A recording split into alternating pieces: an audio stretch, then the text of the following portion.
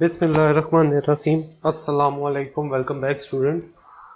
In the lab 3, we have done some modeling of a UHF probe in HFSS, and in today's lab, we will design a monopole and a dipole antenna. But we will design a dipole antenna, and then we can convert that dipole antenna to monopole antenna and see its radiation pattern and impedance characteristics. So this lab is intended to show how you can create, simulate and analyze a monopole and dipole antennas shown in the figure in HFSS environment. We will create a monopole antenna like this and a dipole antenna like this one. Note, to obtain dipole antenna, we would not define infinite ground plane for antenna as shown in figure 1a, while we can this one. Note, to obtain dipole antenna, we would not define infinite ground plane for antenna as shown in figure 1a, while we can use the same antenna shown in figure 1a to obtain the results of monopole antenna by defining infinite ground plane. Monopole antenna is shown in figure 1b. For monopole antenna, we have to design the ground plane. We have to define the ground plane, and for dipole, it doesn't need to define the ground plane. So the procedure, from the project manager, right click on the project file, select save as, and the submenu name the file dipole and click save. To obtain working with geometries, you must insert an HFSS design. Right click on the project file and insert HFSS design from the menu. So here we go. Here is our HFSS environment. From project, I insert an HFSS design, and this will give me here an HFSS design with my modeler tree and other project manager. UHF probe की modelling की थी HFSS में। इस lab में हम monopole और dipole antenna design करेंगे HFSS के इन्वायरमेंट में और उनके रिजल्ट्स देखेंगे। ठीक है, ये मेरे पास एक डायपोल एंटीना है और ये मेरे पास मोनोपोल एंटीना है। मोनोपोल एंटीना के लिए मुझे इनफाइनाइट ग्राउंड प्लेन डिफाइन करना पड़ेगा, जबकि डायपोल के लिए मुझे ऐसा कुछ करने की जरूरत नहीं है। ठीक है, प्रोसीजर पे आते हैं। प्रोसीजर पे आके सबसे पहले मैंने HFSS ओपन किया। ठीक है, यहाँ से प्रोजेक्ट में से मैंने इंसर्ट HFSS डिज़ाइन किया तो मेरे पास ये विंडो ओपन हो गई है। ठीक है, इसमें मेरे पास ये 3D मॉडलर है मेरे पास, जहाँ पे मैं सारे मॉडल इंसर्ट करूँगा। यहाँ पे मेरे पास मॉडल ट्री है, ये मेरे पास HFSS डिज़ाइन है। जो पिछली लैब में हमने काम किया था वो ज़हन में रखिएगा, उसी तरह का काम हम इसमें भी करेंगे। ठीक है, अब थोड़ा सा उस लैब में और इस लैब में फ़र्क ये है कि हम पैरामीटराइजेशन करेंगे। ड्यू टू फर्क ये है कि हम पैरामीटराइजेशन करेंगे ड्यू टू अच्छा, हम एक तो ये कि सोल्यूशन जो टाइप है वो हमने आज ड्रिवन मॉडल रखना है, ड्रिवन टर्मिनल नहीं रखना, क्योंकि नेचर ऑफ डिज़ाइन इस तरह की है कि हमें कोई टर्मिनल डिफाइन नहीं करने हैं कि ये मेरे पास कंडक्टिंग टर्मिनल है, ये रेफरेंस टर्मिनल है, इसलिए हम सोल्यूशन टाइप को ड्रिवन मॉडल रखेंगे। From HFSS select solution type driven model. The units are chosen as millimeter. ठीक है, यूनिट्स हमारे पास जो मिलीमीटर है, हम यूनिट्स को मिलीमीटर में लेंगे। ठीक है, HFSS relies on variable for any parameterization / optimization within the project. हमें अगर ऑप्टिमाइजेशन और पैरामीटराइजेशन करनी होती है तो हम HFSS के अंदर वेरिएबल्स डिफाइन करते हैं। ठीक है, variable also holds other benefits which will make them necessary for all projects. तो वेरिएबल हमारे पास बहुत सारे इनके फायदे हैं। Fixed ratios are easily maintained using variables, optimally change in one window as oppose to alternating each object individually. तो अगर वेरिएबल डिफाइन होगा, आप एक जगह चेंज करेंगे, ऑटोमेटिकली सारी जगह वो चेंज हो जाएंगे। ठीक है, ऑप्टीमेट्रिक्स या ऑप्टिमाइजेशन के लिए हमें वेरिएबल्स को ही देखना पड़ता है। हम कुछ वेरिएबल्स को फिक्स करते हैं, कुछ को हम ऑप्टिमाइज करते हैं। इसी तरह फिक्स रेशियोज जो हमारे पास होते हैं वो इजीली वेरिएबल्स के थ्रू मैनेज हो सकती है। तो ये हमने वेरिएबल्स डिफाइन किए हुए हैं, lambda, dipole radiation, radiation rate, gap underscore SRC, resolution underscore length, dipole length और रेडिएशन हाइट, और आगे इनके फॉर्मूले हैं। ठीक है, इन फॉर्मूलों में हमने सिर्फ लैम्डा दिया और गैप को डिफाइन किया है, बाकी वैल्यूज हैं वो खुद इवेल्युएट हो रही हैं। अब ये वेरिएबल विंडो हमारे पास कहाँ से आएगी? अगर हम HFSS डिज़ाइन पे जाएं। ठीक है, HFSS डिज़ाइन पे जाएं, यहाँ डिज़ाइन प्रॉपर्टीज होंगी। इस डिज़ाइन प्रॉपर्टीज पे हम जैसे ही क्लिक करेंगे मेरे पास ये डिज़ाइन के वेरिएबल्स आ रहे हैं, local variables, optimization, tuning, sensitivity, statistics. इसमें हम वैल्यूज में आएंगे। प्रॉपर्टीज पे हम जैसे ही क्लिक करेंगे मेरे पास ये डिज़ाइन के वेरिएबल्स आ रहे हैं, local variables, optimization, tuning, sensitivity, statistics. इसमें हम वैल्यूज में आएंगे लोकल वेरिएबल्स में और यहाँ ऐड करेंगे। ठीक है, अब ऐड करेंगे तो पहला वेरिएबल अगर मैं यहाँ से देखूँ तो मेरे पास लैम्डा था। यहाँ पे मैं डिफाइन कर देता हूँ लैम्डा।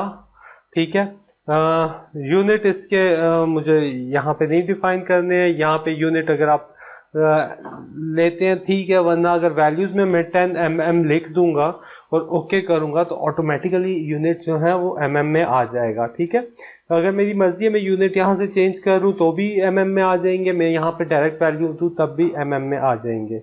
इसके बाद जो दूसरा वेरिएबल है वो लैम्डा डिवाइडेड बाय 200 है, डिप अंडरस्कोर रैड।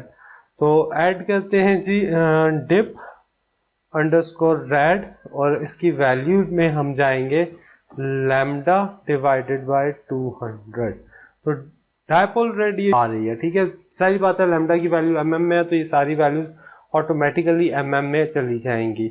अगर या तो मैं इसको एडिट करके अगर मैं इसके साथ mm लिख दूं तो ऑटोमेटिकली मेरे पास यूनिट mm में होगा। ठीक है, तो वो mm से चला गया है। अच्छा, mm को उसने हटा दिया है तो यहाँ पे हमें mm नहीं रखना बल्कि ओके कर दे तो ये ऑटोमेटिकली एवेल्युएटेड वैल्यू में mm आएगा। ठीक है, 0.05 mm आ रहे हैं आपके पास।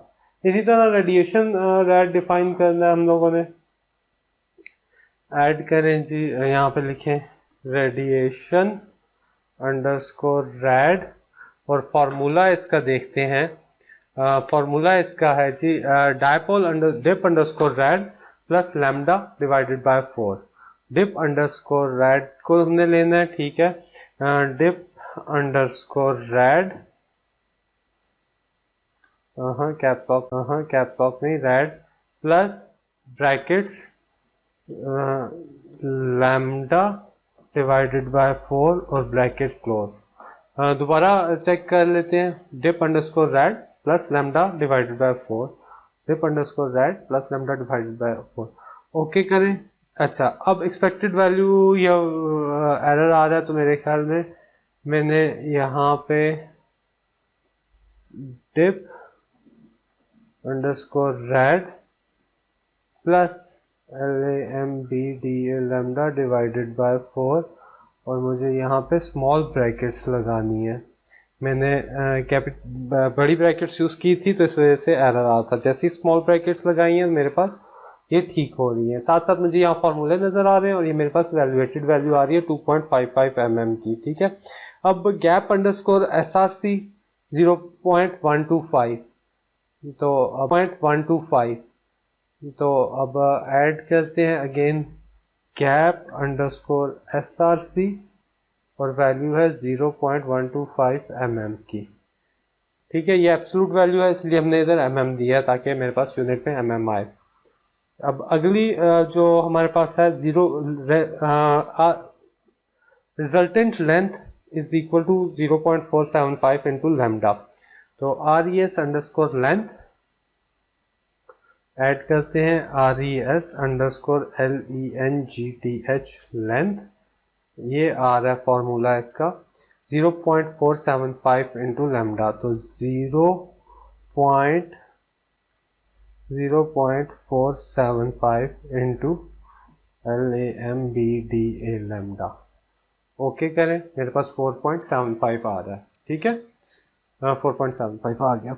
अब इसके बाद डायपोल की लेंथ है। ठीक है, resultant length divided by 2 minus gap SRC divided by 2।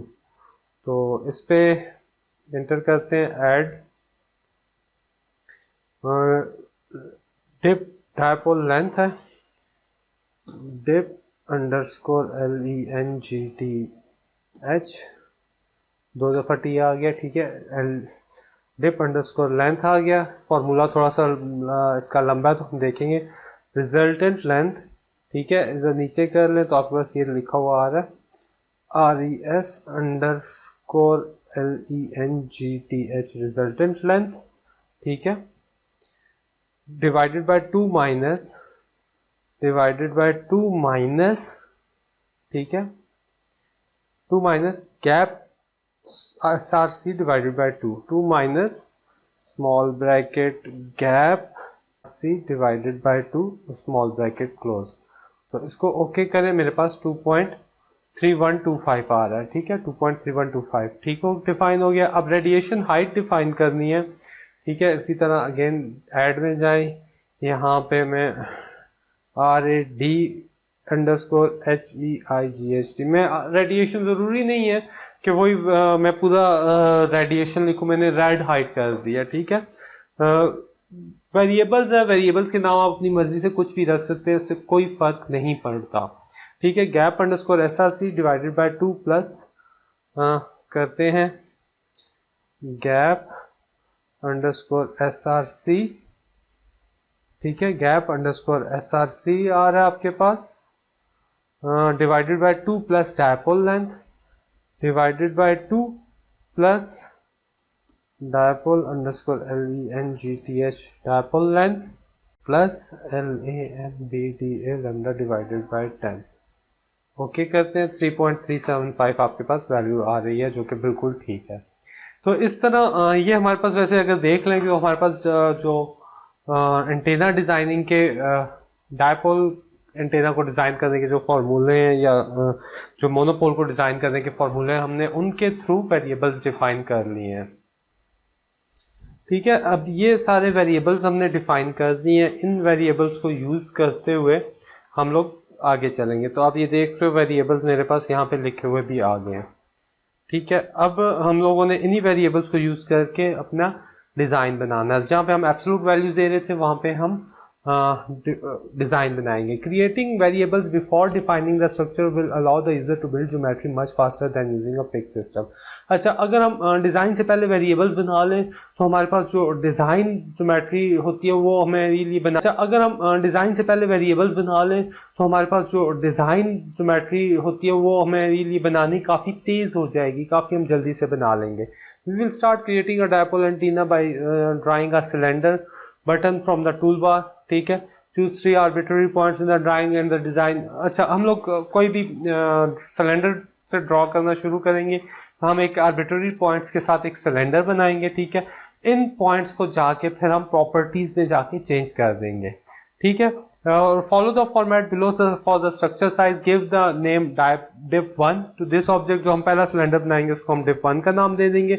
उसको जो मटेरियल असाइन करेंगे वो PEC असाइन कर देंगे। PEC stands for perfect electrical conductor, perfect electric conductor, ठीक है। हम एक आइडियल कंडीशन का एक कंडक्टर बनाएंगे और उसको फिर हम नाम देंगे। Under the command tab enter the following information. तो हम लोगों ने एट्रीब्यूट तो हम लोगों ने देख लिया, ठीक है। हम क्या कौन सा मटेरियल उसको डिफाइन कर रहे हैं, और कमांड में हम उसको ये वैल्यूज देंगे।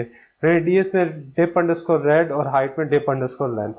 तो करते हैं, ठीक है। मैं यहाँ से सिलेंडर उठाता हूँ, मैं किसी भी 3 आर्बिट्ररी पॉइंट के साथ मैंने सिलेंडर बना दिया, ठीक है। अब यहाँ पे मेरे पास कमांड है और एट्रीब्यूट है। एट्रीब्यूट से मैंने कह दिया था, इसको मैं नाम दे दूंगा dip_1 और मटेरियल हम इसको असाइन कर देते हैं PEC, परफेक्ट इलेक्ट्रिकल कंडक्टर, ठीक है। परफेक्ट कंडक्टर भी है, परफेक्ट इलेक्ट्रिकल कंडक्टर भी है, तो हम PEC परफेक्ट इलेक्ट्रिकल कंडक्टर इसको असाइन करते हैं, ठीक है। और कमांड में जाके हम यहाँ पे इसको ये प्रॉपर्टीज दे देंगे 0 0 और gap underscore SRC divide by 2। तो 0,0, gap underscore SRC divided by 2, ठीक है। तो हमने गैप जो हमने दो पोल्स के बीच में गैप रखना है, ये गैप है बेसिकली। तो हमने डिवाइडेड बाय 2 के एक साइड पे रेडियस पे हम लोगों ने रेडियस डायपोल dip_red कर दिया है, और हाइट में हम dip_length dip_LENGTH लेंथ। अगर मैं यहाँ पे कहीं क्लिक करूंगा तो मेरे पास ये साइन वैल्यूज आ रही हैं। अब आप उसके साथ देख लें, वो हमारे पास बिल्कुल मैच कर रही है। 0.05 mm है, 2.3125 mm है, ठीक है। तो ये बिल्कुल मैच वैल्यूज के साथ हमारे पास एक डायपोल बन गया। अगेन कंट्रोल D प्रेस करेंगे तो फिट इन की कमांड आपके पास आ जाएगी, और कंट्रोल प्रेस करके स्क्रॉल की से आप माउस के स्क्रॉल बटन से आप जूम आउट भी कर सकते हो, ठीक है। आल्ट बटन से हम इसको रोटेट भी कर सकते हैं, ठीक है। तो ये मुख्तलिफ हम इसके साथ काम कर सकते हैं। इसके बाद आते हैं अगले प्रोसीजर पे। अब हम इसको इसी पोल को का एक और पोल बनाएंगे, ठीक है, और उसको हम डुप्लीकेट करेंगे। तो डुप्लीकेट करने के लिए हमारे पास डुप्लीकेट अराउंड एक्सिस की, और उसको हम डुप्लीकेट करेंगे।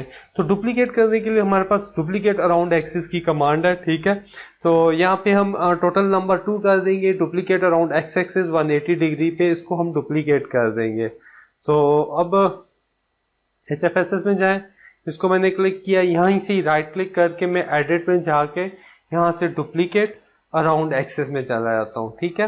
डुप्लीकेट अराउंड एक्सिस में मुझे यहाँ पे एक्स एक्सिस के अगेंस्ट करना है और 180 डिग्री पे इसको रोटेट करना है, ठीक है। तो 180 डिग्री पे मैं जैसे ही इसको रोटेट करके ओके करूँगा तो मेरे पास इसकी प्रॉपर्टीज आ रही हैं, ओके। तो ये तो मेरे पास अब ये 2 बन गए हैं, ठीक है, 2 पोल्स बन गए हैं मेरे पास। आपको अगर मैं कंट्रोल D करके दिखाऊं तो ये मेरे पास 2 पोल्स बन गए हैं, ठीक है। उसी पोल का मैंने एक डुप्लीकेट पोल बना लिया अराउंड एक्सिस में, जिसका नाम मेरे पास dip_1_1 आ रहा है, ठीक है। तो ये इसी की ही कॉपीड है। मैं दोबारा इसको बना के उसको मैंने इसको डुप्लीकेट अराउंड एक्सिस कर दिया है। इसके बाद हम लोगों ने इन द सेक्शन, अच्छा, अब लम्प गैप सोर्स जो है हमारे पास, वो बीच में गैप सोर्स आ रहा है। This will provide an excitation to dipoles before XY plane. अच्छा, अब हम लोगों ने एक्साइटेशन के लिए भी उसको एक्साइट करने के लिए भी हमें उसे शीट बनानी है।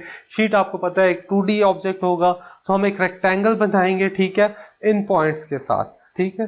रेक्टेंगल्स बना के ट्रांसपेरेंसी उसकी 0.2 कर देंगे, ठीक है। नेम उसको सोर्स दे दिया और उसकी वैल्यूज ये आ जाएंगी। तो मैं यहाँ पे एक रेक्टेंगल बनाता हूँ, यहाँ से ये मैंने एक रेक्टेंगल बना लिया, ठीक है।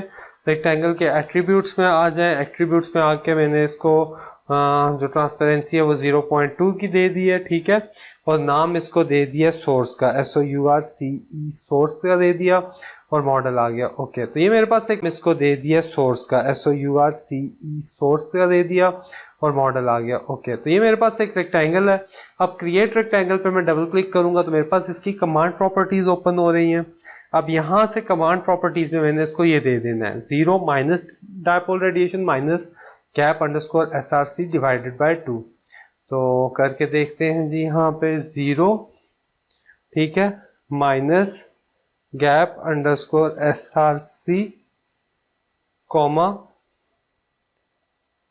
नहीं, माइनस डिप है और फिर गैप है, तो यहाँ पे कॉमा के बाद माइनस डिप डिवाइडेड बाय, अब देखते हैं डिप अंडरस्कोर रेड है, डिप अंडरस्कोर रेड है, और minus gap underscore SRC divided by 2। तो minus gap underscore SRC divided, तो अराउंड x करके ओके करता हूँ। तो आप देख रहे हैं मेरे पास पोर्ट वहां पे चलेगी जहां पे इसको होना चाहिए था, ठीक है, 0 से यहां तक होना चाहिए था। ऑल्दो अभी इसकी हाइट और लेंथ एडजस्ट करनी है। वाई साइज मेरे पास जो है इसका डिप रेड इंटू 2 है, और जी साइज जो है वो गैप अंडरस्कोर SRC है। तो यहाँ पे मेरे पास गैप अंडरस्कोर SRC कर देते हैं, और यहाँ पे मेरे पास ये क्या GSP आ गया, गैप अंडरस्कोर SRC आ गया, और वाई साइज में मेरे पास डायपोल रेड इंटू 2 है। तो dipole underscore red multiply by 2 आ रहा है, ठीक हो गया, ओके करेंगे। तो अब आप देखें बिल्कुल ये इन दो पोल्स के दरमियान में मेरे पास एक्साइटेशन के लिए मैंने सोर्स की शीट लगा दी है, ठीक है। अब नेक्स्ट में आते हैं, इसको हम लम्प, ठीक है। अब नेक्स्ट में आते हैं, इसको हम लम्प पोर्ट असाइन करेंगे, ठीक है।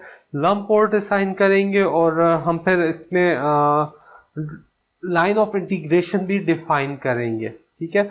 पहले तो हम इसको लम्प पोर्ट असाइन करते हैं, ठीक है। सोल्यूशन टाइप मेरे पास यहाँ पे देख रहे हैं ड्रिवन मॉडल है, इसलिए मुझे परेशानी नहीं हुई कि मैंने वहां जाके उसको ड्रिवन मॉडल करना है। अगर आपके पास यहाँ पे ड्रिवन टर्मिनल हो तो आप उसको ड्रिवन मॉडल कर दें।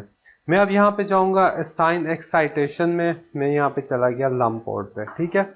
लम्प पोर्ट 1 हो गया। नेक्स्ट ये यहाँ पे लाइन ऑफ इंटीग्रेशन मुझे डिफाइन करनी है, तो मैं यहाँ पे न्यू लाइन करूंगा। अब न्यू लाइन याद रखें कि इसके बॉटम सेंटर से इसके टॉप सेंटर तक हमें बनानी है। ठीक है, एक क्लिक मैंने इसके बॉटम सेंटर पे किया है, दूसरा क्लिक मैंने इसके टॉप सेंटर पे किया है। इसके बाद नेक्स्ट करके फिनिश कर दे तो मेरे पास यहाँ पे ये एक्साइटेशन पोर्ट बन गई है। ठीक है, मुझे असल में मैं काम कर करके मुझे मेरी थोड़ी एक्सपर्टीज है, तो मुझे इसलिए इसको जूम नहीं करना पड़ा। आप इसको जूम करके इस चीज़ का ख्याल रखिएगा कि ये बॉटम सेंटर में ही होना चाहिए।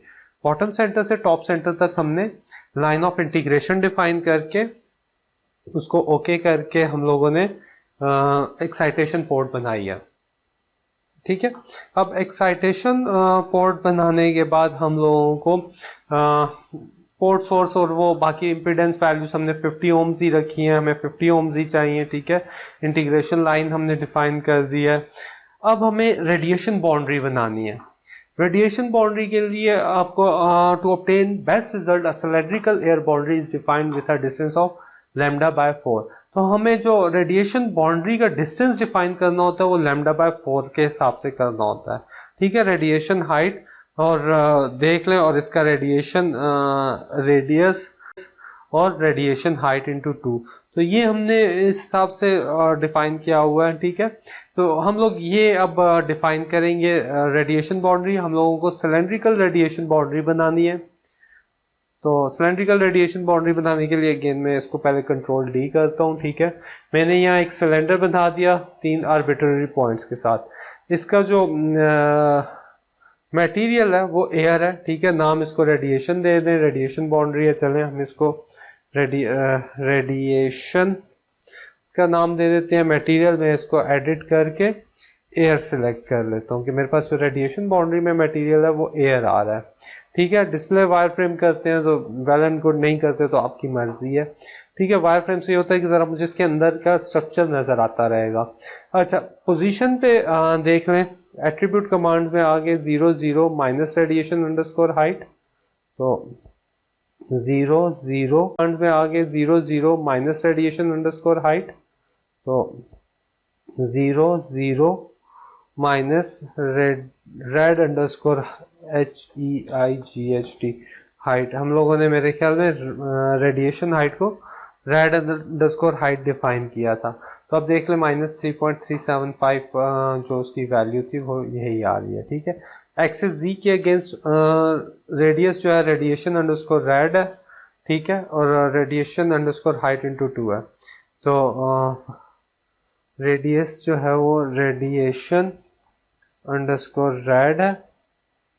ठीक है, और हाइट जो है वो रेड अंडरस्कोर HEIGHT। ठीक है, हाइट है तो 2.55 3.375 जैसे ही मैं ओके करूंगा तो मेरे पास ये आ रहा है। मुझे लगता है कहीं पे गलती हुई है क्योंकि ये पूरा इसके अंदर क्लोज होना चाहिए था, मैं इंटू 2 नहीं किया। ठीक है, क्रिएट सिलेंडर पे जाएं तो रेडिएशन हाइट इंटू 2 है, ओके करें, अब ठीक है। ठीक है, तो यहाँ पे भी देख लें रेडिएशन हाइट इंटू 2 है, मैंने 2 नहीं किया था तो वो प्रॉब्लम आ रही थी। अब आप देखें कि मेरे पास इस बाउंड्री के अंदर ये इनक्लोज हो रहा है। ठीक है, अब इसको assuming all steps are properly the boundary should be resemble into the illustration, बिल्कुल इसी तरह आ रही है। अब हम लोगों को इसको रेडिएशन बाउंड्री बनाना है, तो डायपोल के लिए मुझे कोई ग्राउंड प्लेन डिफाइन नहीं करना, तो मैं पूरे सारी फेसिस को या एज अ होल पूरे ऑब्जेक्ट को रेडिएशन बाउंड्री डिफाइन कर सकता हूँ। ठीक है, तो हम इधर आते हैं, मैंने ये रेडिएशन बाउंड्री सिलेक्ट की। ठीक है, इधर ये रेडिएशन बाउंड्री मैंने सिलेक्ट की है। ठीक है, यहाँ से मैं बाउंड्रीज के अंदर गया, असाइन के अंदर ओके करते हैं, तो अब मेरे पास ये रेड वन एक रेडिएशन बाउंड्री बन गया। तो इसके अंदर मेरे पास यहाँ पे ये मेरा मोनोपोल रेडिएट होगा। इसके बाद सोल्यूशन सेटअप ऐड करते हैं। सोल्यूशन सेटअप ऐड करने के लिए हमें वही अगेन एनालिसिस पे राइट क्लिक करके ऐड सोल्यूशन सेटअप करना है, और 29.9792 गीगाहर्ट्ज मेरे पास सोल्यूशन फ्रीक्वेंसी है। नंबर ऑफ पासेस 20 कर दें। ठीक है, फिर 20 पासेस ले, ऑल्दो अगर 20 से पहले मेरे पास मैक्सिमम डेल्टा अचीव हो जाता है तो वो पासेस को एग्जिट भी कर सकता है। ठीक है, तो अब यहाँ पे मैं एनालिसिस में गया, राइट क्लिक किया, ऐड सोल्यूशन सेटअप में आया। सेटअप यहाँ पे पासेस मेरे पास 20 हैं और सोल्यूशन जो फ्रीक्वेंसी है 29.9792 है, 29.9792 गीगा हर्ट्स नहीं है, यह मेगा हर्ट्स है, ठीक है, 27.9792, ठीक है जी। तो मेरी सोल्यूशन फ्रीक्वेंसी मैंने इसको ओके कर दिया, मेरे पास यहाँ पे ये सेटअप एनालिसिस डिफाइन हो गया है, ठीक है। अब अगर मुझे इसमें फ्रीक्वेंसी स्वीप ऐड करना है तो मुझे 25 से 30 गीगाहर्ट्ज का फ्रीक्वेंसी स्वीप ऐड करते हैं विद 1000 काउंट्स, ठीक है। लीनियर काउंट हमने करना है 25 से 35 गीगाहर्ट्ज तक का। तो स्वीप ऐड करने के लिए हमें सेटअप के ऊपर राइट क्लिक करना है, ठीक है। तो यहाँ से ऐड फ्रीक्वेंसी स्वीप पे जाएंगे, ठीक है। यहाँ से लीनियर स्टेप है, इंटरपोलेटिंग को हमने फास्ट रखना है, ठीक है। मुझे 25 गीगाहर्ट्ज से 30 गीगाहर्ट्ज तक 1000 पॉइंट्स चाहिए। तो मेरे पास 1000 डिस्प्ले, तो ये एक ही काउंट क्यों आ रहा है, मैंने कहीं गलती की है। लीनियर आ रहा है, मैंने कहीं गलती की है। लीनियर स्टेप नहीं, अच्छा लीनियर काउंट करना था, सॉरी। लीनियर स्टेप में वो स्टेप हो जाता है। तो 25 से 30 गीगाहर्ट्ज तक 1000 काउंट्स मुझे चाहिए। अब ठीक है, ठीक है, ये अब 1000 पॉइंट्स आ रहे हैं मेरे पास 25 से 30 गीगाहर्ट्ज तक। इसको ओके कर दिया तो मेरे पास ये फ्रीक्वेंसी स्वीप ऐड हो गया। इसी तरह मुझे रेडिएशन सेटअप भी डिफाइन करना है, तो मैं इंसर्ट फार फील्ड में इनफाइनाइट स्फीयर में जाता हूँ, ठीक है। यहाँ पे मैंने आपको लास्ट टाइम बताया था 0, 90, 90, -180 टू +180 और 2। तो ये मेरे पास जो रेडिएशन मैंने आपको बताया था कि एक इलेक्ट्रिक प्लेन है, 0 पे, 90 पे मैग्नेटिक प्लेन आ गया और स्टेप साइज 90 है, तो इसका मतलब है कि दो ही प्लेन्स डिफाइन होंगे। यहाँ मेरे पास full 360 degree far field analysis के लिए -180 टू +180 और 2 डिग्री का स्टेप साइज है। ओके करते हैं, तो ये मेरे पास अब ये इनफाइनाइट स्फीयर आ गया। तो ये मेरे पास अब ये इनफाइनाइट स्फीयर आ गया, ठीक है। मॉडल को वैलिडेट करके और एनालाइज करेंगे, ठीक है। इस मैनुअल में ये बाद में ऐड हुआ है, ठीक है। रेडिएशन पैटर्न 90, इसने सब अगर आपने इलेक्ट्रिक नहीं देखना, मैग्नेटिक प्लेन नहीं देखना, तो आप जस्ट 90 पे कर दो, ठीक है, थीटा। और बाकी इनफाइनाइट स्फीयर आप देख लें, एंगल वगैरह, बल्कि ये तो फार फील्ड रिपोर्ट्स में है, ठीक है। फार फील्ड रिपोर्ट्स में इनफाइनाइट स्फीयर अगर आप नहीं ऐड करेंगे तो आप फार फील्ड रिपोर्ट नहीं बना सकेंगे, इसमें शायद रिपोर्ट में मिसिंग है। बहरहाल ये सारे स्टेप्स करने के बाद जो मैं जैसे जैसे कर रहा हूँ, हम इस मॉडल को वैलिडेट करते हैं। मैंने आपको बताया था ये मेरे पास दो शॉर्टकट्स हैं। वैलिडेट पे मैं क्लिक करूंगा तो मुझे ये बता देगा कि मेरे पास जितने भी मॉडल्स हैं वो सब ओके हैं। अगर कोई एक आध एरर होगा तो यहाँ पे मुझे क्रॉस का एरर आ जाएगा, ठीक। नाम से सेव करें, ओके, प्रोजेक्ट 2 के नाम से ही सेव कर दे। अब यहाँ पे मेरे पास आप देखेंगे कि प्रोग्रेस शुरू हो जाएगा। ओके जी, तो ये मेरे पास नॉर्मल कंप्लीशन ऑफ सिमुलेशन आ गया। अब मैं रिजल्ट में जाके अगर सॉल्यूशन डेटा देखूं तो उससे मुझे पता चलेगा कि कितने पॉइंट्स पे कन्वर्ज हुआ है, ठीक है। तो ये 4 पॉइंट्स पे ही मेरे पास रिक्वायर्ड डेल्टा अचीव हो गया था। अगर आप प्लॉट्स पे देखें तो मेरे पास ये 4 पॉइंट्स के बाद ही 0.02 अचीव कर रहा है, ठीक है। तो ये 4 पासेस के बाद ही इसने मेरे पास डेल्टा मेरे पास है वो अचीव कर लिया, ठीक है। और ये minimum edge length, maximum edge length, number of test, radiation, ये सारी मुझे मैश एनालिसिस के जो स्टैटिस्टिक्स हैं वो आ रहे हैं। इसको क्लोज करते हैं। मुझे अगर इम्पीडेंस कैरेक्टर देखना है तो मॉडल सोल्यूशन में गया मैं, ठीक है। मॉडल सोल्यूशन रिपोर्ट में जाके यहाँ पे हम लोगों को रेक्टेंगुलर प्लॉट में आना है, ठीक है। रेक्टेंगुलर प्लॉट में आएंगे, यहाँ पे एस पैरामीटर्स के अगेंस्ट है, ठीक है।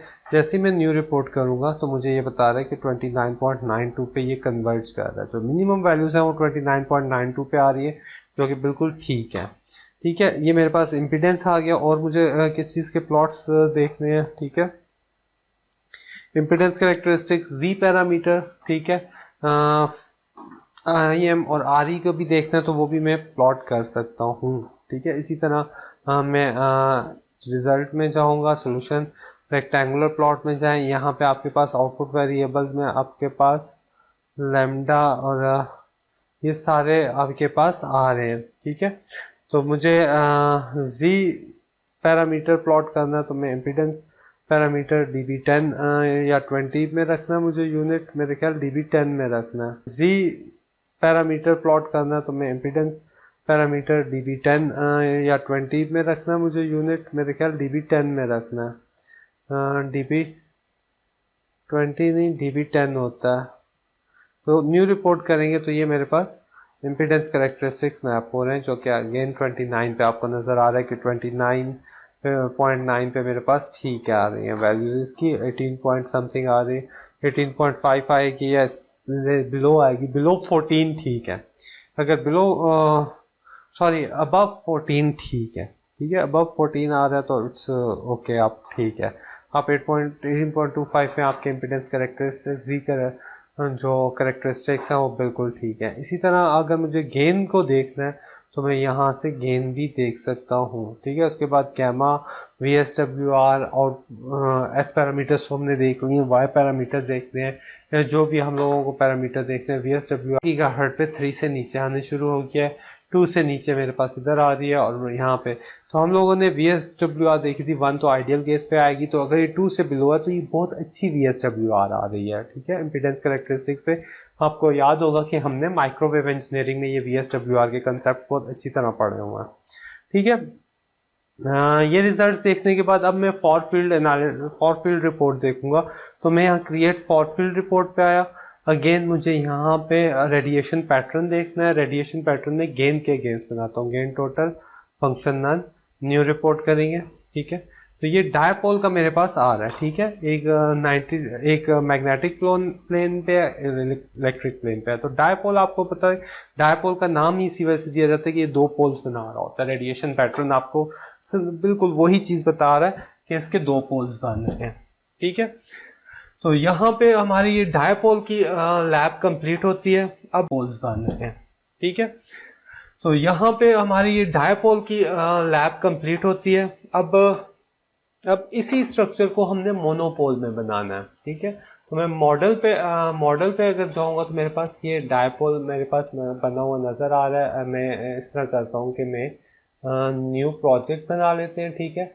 इस प्रोजेक्ट में हम इंसर्ट HFSS डिजाइन करते हैं, ड्रिवन मॉडल आ रहा है, ठीक है। तो इस मॉडल की मैं इस मॉडल पे अगर हम डबल क्लिक करें, ठीक है, यहाँ से मैंने कंट्रोल A किया, कंट्रोल कॉपी किया इसको, और मैं जो प्रोजेक्ट 3 का डिज़ाइन है इधर आके इसको पेस्ट कर देता हूँ, तो मेरे पास वही मॉडल आ गया, ठीक है। वही बाउंड्रीज आ गई हैं, वही एक्साइटेशन बाउंड्रीज वगैरह आ गई हैं। अब मुझे चेंज ये करना है, मैं पहले इधर अगर जो एक्सेस वाला डिलीट करना है, ठीक है, इसको मैं डिलीट करता हूँ, मेरे पास ये सिंपल एक आ जाता है। शीट को मैं लंप पोर्ट को भी मैं डिलीट करूँगा, ठीक है। तो मुझे अभी सोर्स भी नहीं चाहिए, मुझे ये चाहिए।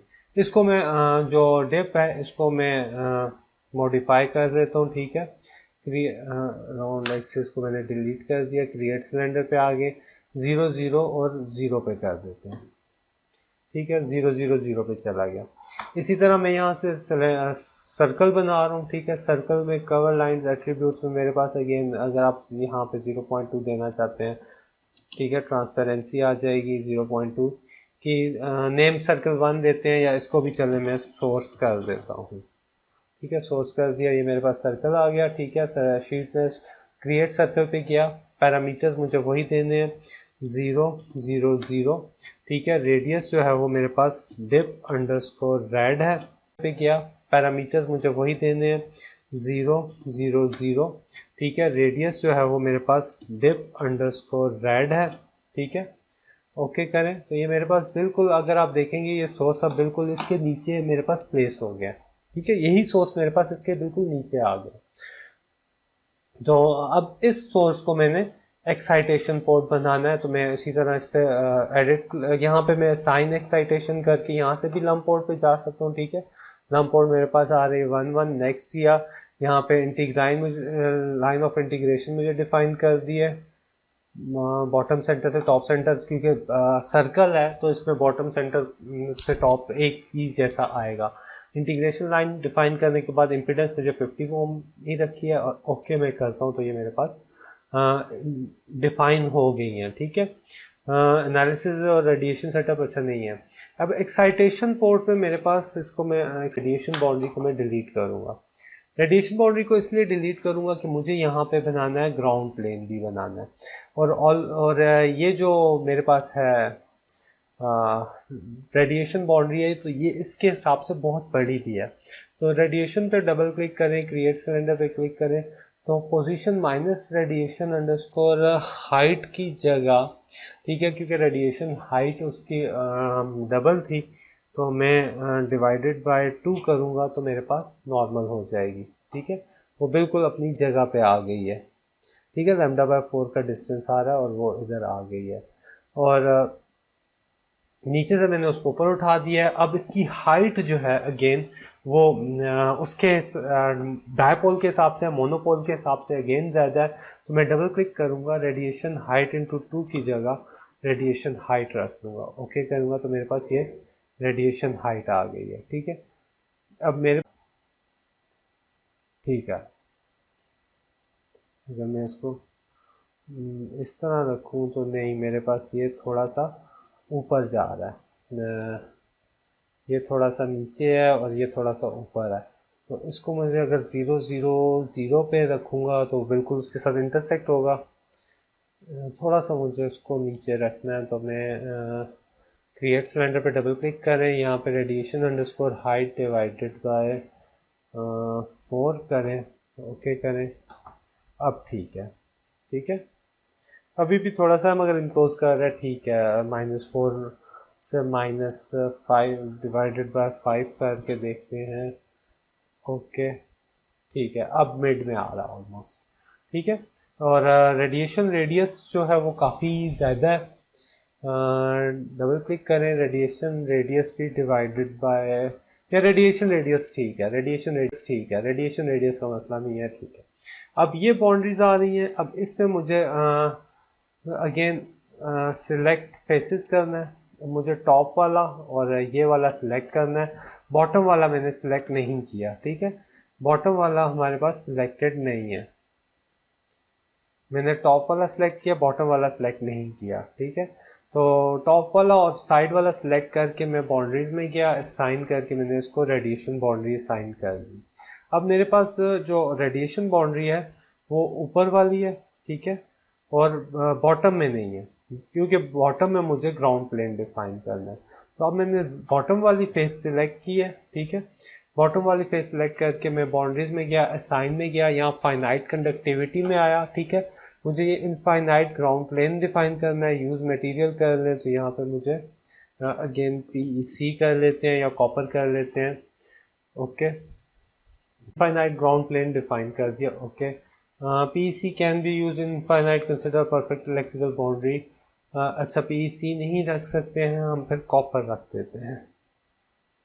ठीक है, कॉपर का हम इनफाइनाइट ग्राउंड प्लेन डिफाइन कर देते हैं, तो ये मेरे पास एक इनफाइनाइट ग्राउंड प्लेन डिफाइन हो गया। ठीक है, अब मैं इसका एनालिसिस करता हूँ ऐड सॉल्यूशन सेटअप में जाके, 29.9792 गीगाहर्ट्ज, नंबर ऑफ पासेस 20। ठीक है, और ओके करते हैं। ऑप्शन में अगर जाएं तो मुझे 2 लैम्डा रिफाइनमेंट, ठीक है, मैक्सिमम रिफाइनमेंट वगैरह आ गया, ओके कर देते हैं।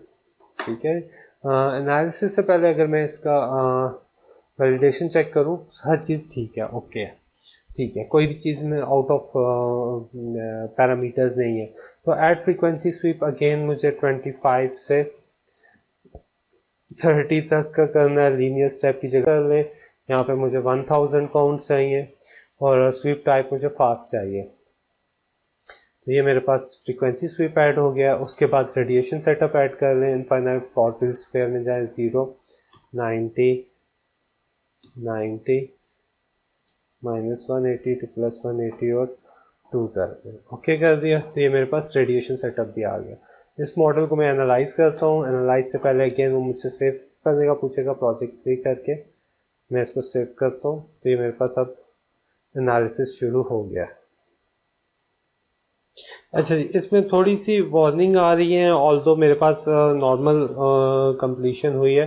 मैं रेडिएशन पैटर्न बना के देखता हूँ कि अगर मेरे पास ठीक आ रहा है तो फिर ठीक है, नहीं तो इसको मुझे चेंज करना पड़ेगा। न्यू रिपोर्ट करते हैं तो मेरे पास रेडिएशन पैटर्न मेरे पास नज़र आ रहा है कि मेरे पास एक तरफ आ रहा है। उसकी वजह ये है कि जो मेरे पास पोर्ट रिफाइल में जाते हैं, हाँ डन करें, रेडिएशन बाउंड्री पे आ गए, यहाँ क्रिएट सिलेंडर पे किया, रेडिएशन बाउंड्री पे 0 0 और 0 कर देते हैं। ठीक है, ओके करेंगे तो रेडिएशन बाउंड्री को टच कर रही है पोर्ट। अब इसका एनालिसिस करके देखते हैं, एनालाइज ऑल।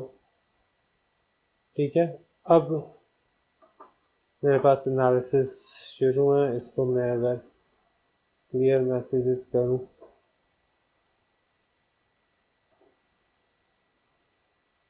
ठीक है जी, port refinement port 1 does not have a solution inside material on other side. अच्छा, अब एक और चीज़ हम भूल गए हैं कि इसको लंप पोर्ट असाइन नहीं होगी, इसको वेव पोर्ट असाइन होगी। ठीक है, शीट्स को मैं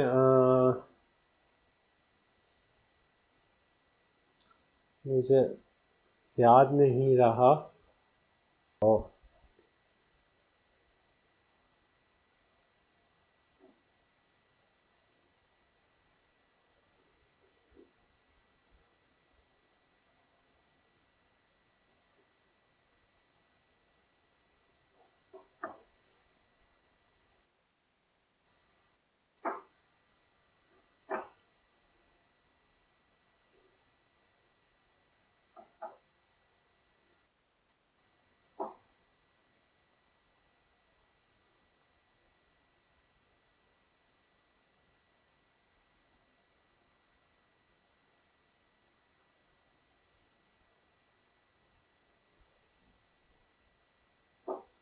अच्छा जी, एच एफ एस एस थोड़ा सा एरर जनरेट कर गया था, तो मैंने दोबारा एच एफ एस एस को ओपन करके प्रोजेक्ट को ओपन किया।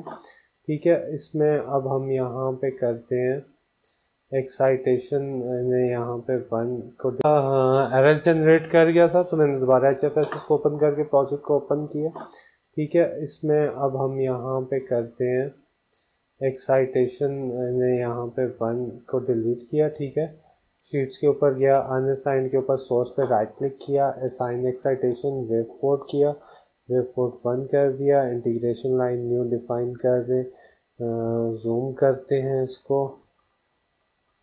ठीक है, तो मैं इसको यहाँ से यहाँ तक इंटीग्रेशन लाइन में इनवैलिड आ रही है, मेरे पास कहीं आउट हो रही है, तो न्यू लाइन करते हैं। ठीक है, अब डिफाइन हो रही है, अब वैलिड हो रही है। इसको नेक्स्ट करके फिनिश करते हैं। अब मेरे पास ये वेव पोर्ट डिफाइन हुई है, होपफुली अब एरर नहीं आएगा। तो इसको एनालाइज ऑल करते हैं।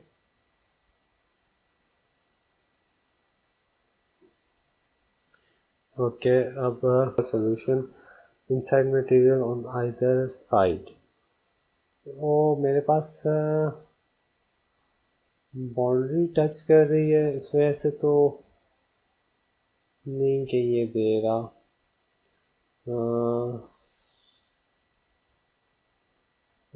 On either side solve inside material क्यों नहीं है यार। वेब पोर्ट पे डबल क्लिक करें, डिस्प्ले वार फ्रेम आ रहा है, ओके हो रहा है। ठीक है, और अगर पी सी डिप 1 में करें solve inside material, okay, solve inside को ओके करके देखते हैं अब क्या आता है।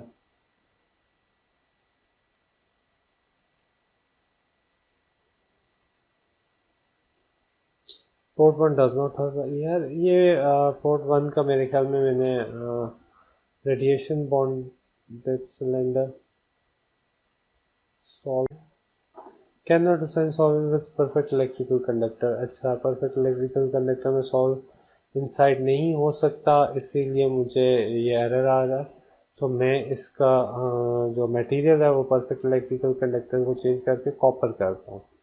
ठीक है, मैं कॉपर से वो रियलिस्टिक में वर्ल्ड की वजह से नहीं आ रहा था, तो अब मैंने इसको करके देखा। अब अगर मैं इसको वैलिडेट करूं, मेरे पास वैलिडेट में हर चीज़ ओके है, ठीक है। यहाँ से मैं क्लियर मैसेजेस कर देते हैं और अब एनालाइज करके देखते हैं। होपफुली अब हो जाना चाहिए। Solve inside material.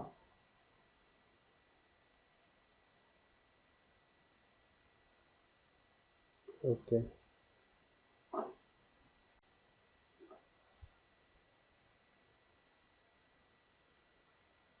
अब अगर ना हुआ तो फिर मुझे लगता है कि रेडिएशन बाउंड्री को मुझे सरफेस से नीचे करना पड़ेगा। ओके, मेरे ख्याल अभी तक एरर या वार्निंग्स नहीं आई है, इसका मतलब है अब ये ठीक हो रहा है।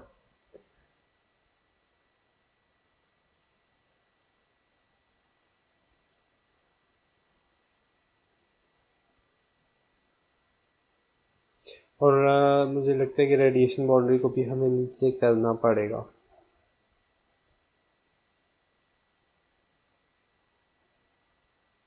अच्छा, इसमें जो है वो हम सॉल्व इनसाइड नहीं रख सकते हैं। उसमें मुझे याद आ गया कि सॉल्व इनसाइड जो होता है वो रेडिएशन बाउंड्री के लिए होता है, कि रेडिएशन बाउंड्री के अंदर ही सोल्यूशन को सॉल्व किए करे वो, ठीक है।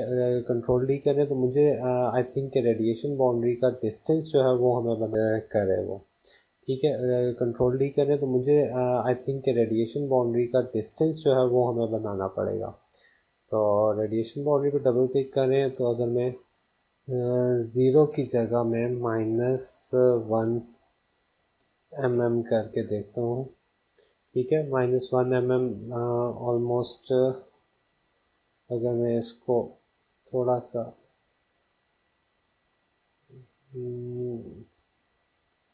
नहीं, -1 mm बहुत ज़्यादा है, तो -0.5 mm करेंगे इसको। It looks much -0.55। ओके, -0.5 बेहतर है। अब इसको ज़रा मैं एनालाइज करके देखता हूँ। मेरे पास एनालिसिस शुरू हो गया, ठीक है। अब पोर्ट रिफाइनमेंट एरर नहीं आएगा। वेव पोर्ट असाइन करनी होती है मुझे, मोनोपोल के लिए याद आ गया। दूसरा ग्राउंड प्लेन हम लोगों ने डिफाइन कर दिया था, इनफाइनाइट ग्राउंड प्लेन कॉपर का डिफाइन किया। और डायपोल को भी हमने परफेक्ट इलेक्ट्रिकल से कॉपर का कर दिया है। अगर परफेक्ट इलेक्ट्रिकल भी रहे तो कोई सा मसला नहीं है।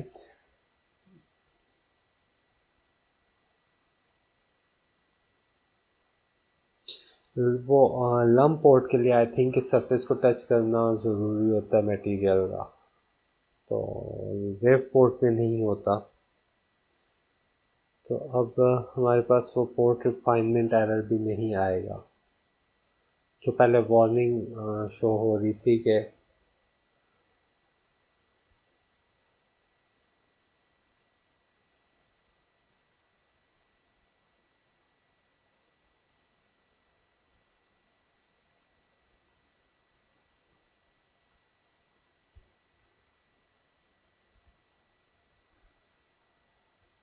Okay, normal completion of simulation आ रहा है। अब मेरे पास कोई वार्निंग्स नहीं आ रही। जो पिछले एरर हैं ये प्रीवियसली आ रहे हैं, 1119 के और 1122 पे बिल्कुल क्लियर है, ठीक है।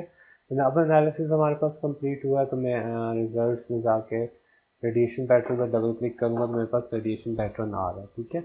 अब डायपोल की तरह ये मेरे पास नहीं आ रहा, ये मोनोपोल है, यानी कि एक तरफ मेरे पास कि जिस तरफ ये लगा हुआ है उसके सामने ये फुल 360 डिग्री आपको देगा, ठीक है, रेडिएशन पैटर्न। और अगर मैं इसका बाकी देखूँ तो मेरे पास इलेक्ट्रिक और मैग्नेटिक प्लेन आ रहे हैं, ठीक है। और मैं इसके बाकी मॉडल सोल्यूशन रिपोर्ट देखूँ, रेक्टेंगुलर प्लॉट में जाके एस पैरामीटर्स के रिपोर्ट करूँ तो मेरे पास ये नज़र आ रहा है कि काफ़ी हद तक जा रहा है, कन्वर्ज कर रहा है, ठीक है। तो ये इस तरह से आके एस पैरामीटर्स के रिपोर्ट करूँ तो मेरे पास ये नज़र आ रहा है कि काफ़ी हद तक जा रहा है, कन्वर्ज कर रहा है, ठीक है। तो ये इस तरह से हमारे पास ये मोनोपोल और डायपोल के हमने मॉडल्स बना लिए हैं। अगर मैं मैनुअल पे भी जाऊँगा तो मैं देखूँगा नीचे वेव पोर्ट लिखा हुआ होगा इस पे, ऊपर फिगर्स पे।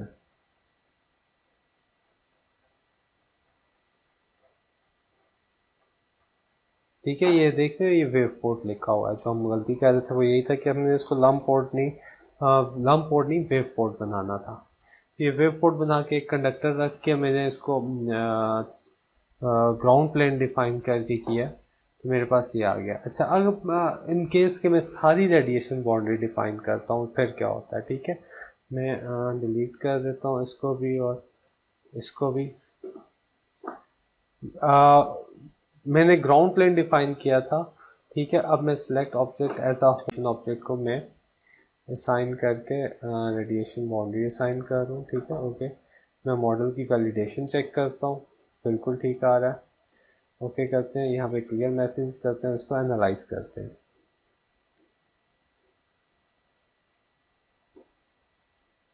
मेरे पास एनालिसिस शुरू हो गया। ओके, मेरे पास अब यहाँ पे नॉर्मल आ गई है एग्जीक्यूशन। अब मैं इसका अगर रेडिएशन पैटर्न मैं देखता हूँ, मेरे पास अगेन सेम पैरामीटर्स आ रहे हैं, इम्पिडेंस पैरामीटर सेम आ रहे हैं। फॉर फील्ड रिपोर्ट अगर हम देखते हैं इसकी, क्रिएट फील्ड रिपोर्ट्स। अच्छा, मेरे पास रेडिएशन सेटअप डिफाइन नहीं हुआ। इंसर्ट फॉर फील्ड इनफाइनाइट, क्योंकि मैंने रेडिएशन बाउंड्री डिलीट कर दी थी, तो मेरे पास यहाँ पे नहीं आ रहा। तब भी वो फॉर फील्ड रिपोर्ट्स को वहाँ पे ऑप्शन नहीं आ रही थी क्योंकि इनफाइनाइट स्क्वायर नहीं बनाया था। अगर अब मैं रिजल्ट में देखूंगा तो मेरे पास ये फॉर फील्ड रिपोर्ट आ रही है। ठीक है, फॉर फील्ड रिपोर्ट के अंदर radiation pattern, gain, total gain. Okay, ये रिपोर्ट करें तो अब आपके पास देखें तो एक तरह से फुल आ रहा है आपके पास। ठीक है, अगर मैंने ग्राउंड प्लेन डिफाइन नहीं किया था तो मेरे पास ग्राउंड प्लेन से सिर्फ ऊपर ऊपर तक आ रहा था। ठीक है, उसमें मेरे पास ये नजर आ रहा था कि ग्राउंड प्लेन के ऊपर ये 360 डिग्री का मुझे 3D रेडिएशन प्लॉट दे रहा है। अच्छा, इसी तरह मैं 3D फॉर फील्ड रिपोर्ट में मैं 3D पोलर प्लॉट भी बना सकता हूँ। ठीक है, गेन टोटल, न्यू रिपोर्ट। तो ये मेरे पास एक 3D पोलर प्लॉट भी बन रहा है। ठीक है, तो ये मुझे बता रहा है कि मेरे पास क्या जो मेरी इलेक्ट्रिक और मैग्नेटिक स्ट्रेंथ है, ये टोटल गेन है, वो कैसे मेरे पास 360 डिग्री में आ रही है। तो मैंने एक मोनोपोल और डायपोल की मॉडलिंग की इस लैब में, आपको सिखाया। हमने देखा कि 3D पोलर प्लॉट या फॉर फील्ड रिपोर्ट में 3D contour plot, stack plot, ये आप सारे देख सकते हो। एमिशन टेस्ट रिपोर्ट्स भी देख सकते हैं हम लोग, रिपोर्ट्स फ्रॉम फाइल भी देख सकते हैं फील्ड रिपोर्ट्स के अंदर।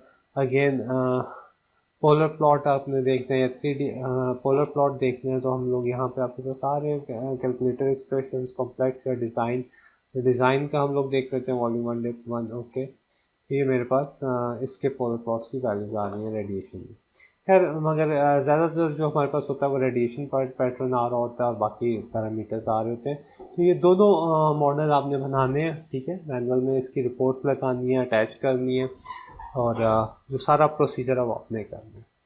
तो नेक्स्ट लैब तक के लिए अपना ख्याल रखिएगा। अगर इससे रिलेटेड कोई क्वेश्चन होता है तो आप मुझसे सेशन में पूछ सकते हैं। जो हमारा सेशन होगा क्वेश्चन आंसर का, आप उसमें मुझसे पूछ सकते हैं। तो अपना ख्याल रखिएगा नेक्स्ट सेशन तक के लिए अपना, और एहतियात करें। आजकल बीमारियां बहुत ज़्यादा फैली हुई हैं। तो इसी दुआ के साथ लैब को क्लोज करते हैं। अपना ख्याल रखिएगा।